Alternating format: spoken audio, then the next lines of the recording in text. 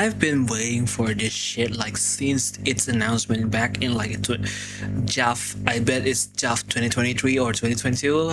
I kind of have conflicting memories, but my god, the waiting, it's fucking worth it, man.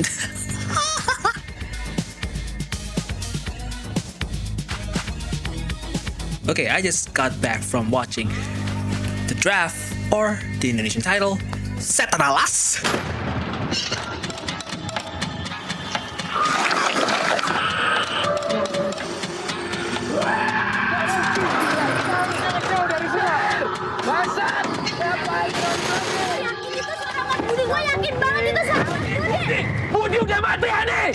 Oh my god, Yusran Fadi, I literally just watched like your first movie and your second movie. I haven't got the time to watch the third Darah Nyai when it's on cinemas, and I haven't got in touch with the verdict. I see it will be on Netflix, but I'm still waiting. But anyway, ini film gue beneran tidak expect bakal segila itu. I swear to God, I swear. I'm not expecting this movie to be this wild and to be this kind of meta. But my God, once I just like, when I step in, like gue nonton ini sama saudara gue, dan di tempat gue nonton, anjir, gak banyak yang nonton cuy. Gue cuma sama saudara gue berdua aja itu kayak, oh my God. And how proud we are watching that shit, like just the two of us, because we could go watch it like wild in this shit, okay? And movie-nya tuh berawal dengan sebuah klise tipikal ya film-film horor pada umumnya. The vibes, it's kind of like Evil Dead. Localized Evil Dead dicampur sama Cabin in the Woods. Dan oh my god, awalnya tuh gue kira tuh ini bakal kayak Yusran Fuadi, I really love you on Tengkorak, but what the fuck is this? Dan ya tipikal klise ya yang kejebak di sebuah rumah dan lain-lainnya. Kayak it's got to the point, and like to me dialog awalnya juga kayak not so. Despite the opening sequence, not opening sequence, but the opening shot of the movie, it's really fucking dope. Oh my god, it's really dope, man. Dan ketika gua ini awalnya kan ya dialognya tuh kayak why is it so corny? Why is it so I don't know. It's kind of have the urge, like I just don't know how to explain, but sampai titik poin di mana mereka udah bisa kemana-mana kayak okay, this is typical what I would think Evil Dead is. Ya ada jurang itu kayak Cabin in the Woods lah. Cuman ketika sampai titik poin di mana karakternya udah mulai self aware, di situ the script just changed like a lot in there. It goes from typical horror, like typical horror genre, to self-aware stuff, and slowly it becomes into a meta commentary, but all the way to the end it's a fucking weeball kind of movie. Like there's a lot of things that goes on, tapi masuk akal. Kenapa? I'm not gonna spoil it. Why? You gotta watch it by yourself. Ketika banyak tiba-tiba berubah, tiba-tiba ada, tiba-tiba gak ada, tiba-tiba ini, tiba-tiba itu. Good thing they give it a context. I'm not gonna tell what it is, but ketika dikasih sebuah konteks, gue langsung klik, anjir ini mah ini lagi, aduh ini lagi. To the point where the characters even realize that they're just characters. Okay? Ketika karakternya udah berpikir mereka hanya karakter di sebuah film horor, it's all going just like nuts there. Kayak gue paham, kayak they poke fun of their tropes, they poke fun of everything and all. They even like lean into the trope just to, I don't know, maybe satisfy themselves or shit. Dan anjing banget.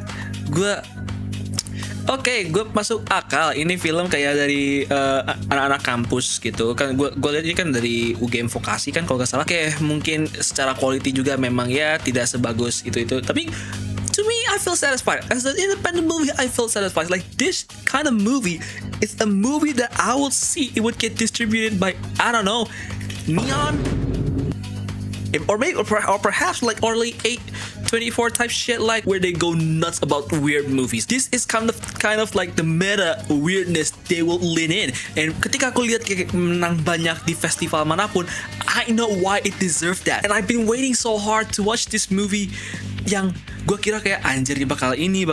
The trailer fucking fools you, that's it. And ketika semuanya udah dibalik dan lain-lainnya, kayak oke, ada sebuah permasalahan bagi aku. Ini gak tahu sih bagi aku atau apa. Cuma kalau ketika karakter secara reaksinya mulai shovel-in, kayak sebelum itu dia masih fine, tiba-tiba galak, tiba-tiba apa, tiba-tiba somber, tiba-tiba itu, it all happens at the same time. Kayak it's clashing, especially all the way until the mungkin babak 7, babak 6, I suppose. Pokoknya ketika there's a lot of things happen, itu secara film is disorienting, actingnya juga ngaco dan itu-itunya. But I get it why. I understand why the international title is The Draft. If you watch it, you know what I'm saying. Just watch it, man. It's the most meta commentary shit. Gua belum nonton One Cut of the Dead ya. Tapi itu mereka ngepoke fun industrinya juga, as far as I concern, okay? Dan ketika gue nonton ini, not only they poke fun about the Indonesian film industry, especially in horror, but they also poke fun of the creative process, how the creative student and stuff, and la. There's one fucking dialogue that I still love. I'm gonna spoil it here. But simply, it's just like in the trailer, you know, there's a bunch of zombies like coming towards them, and they were saying like, bro, ini berapa zombinya, banyak banget, gak habis. 3.000 mungkin, 3.000 itu lu ambilnya dari mana anjir? Gak tahu, CG kali. Cangkemmu CG, budgetnya kelebihan. Oh, kalau gitu mungkin ekstra kali. Ekstra pahalu, ini aktor sebanyak ini, lu sutradara amatiran, yakin lu. Oke, gue gak tau lagi deh. Oke. Anyway, untuk skala film independent, this is fucking dope, man. I have a little bit issue with their visual effects, especially when it comes to like Chroma King. Ketika ada shot yang mereka pakai blue screen atau apa, I can still, there's some rough edges, and oh my god, itu tinggal dikit lagi, itu dikit lagi nyampe itu. But my god, overall, Yusron Fadi, you're a goddamn motherfucker. I love it. I cannot wait to whatever you got in your stash right now. Like, gua tahu gua belum sempat nonton darahnya. I mean, tell me when this movie will go out like in the streaming service. Okay? And yeah, that's it. My verdict for this movie. 78 out of 100. I wanted to give a 10 out of 10. I want to give it 10 out of 10. But that clash, like a bunch of, I don't know how many takes they made, how many stuff they're cutting and back and forward until it becomes a mush of like acting and such. With addition, some of the visual cues are kind of like what, and like some of the visual cues is kind of like what the fuck, like it does kind of make sense at some point, but it kind of like took me out of it for the first time, maybe second and third again. Because I watched this with my cousin and he was like, bro, what the fuck is this? And I'm like, yo, wait. Yeah, I mean, it's an independent movie and it's about movies about characters. And yeah, I just gave it 78 out of 100. There's still a lot of problems that I cannot pinpoint, but my most usual like thing that goes out is mostly on the acting.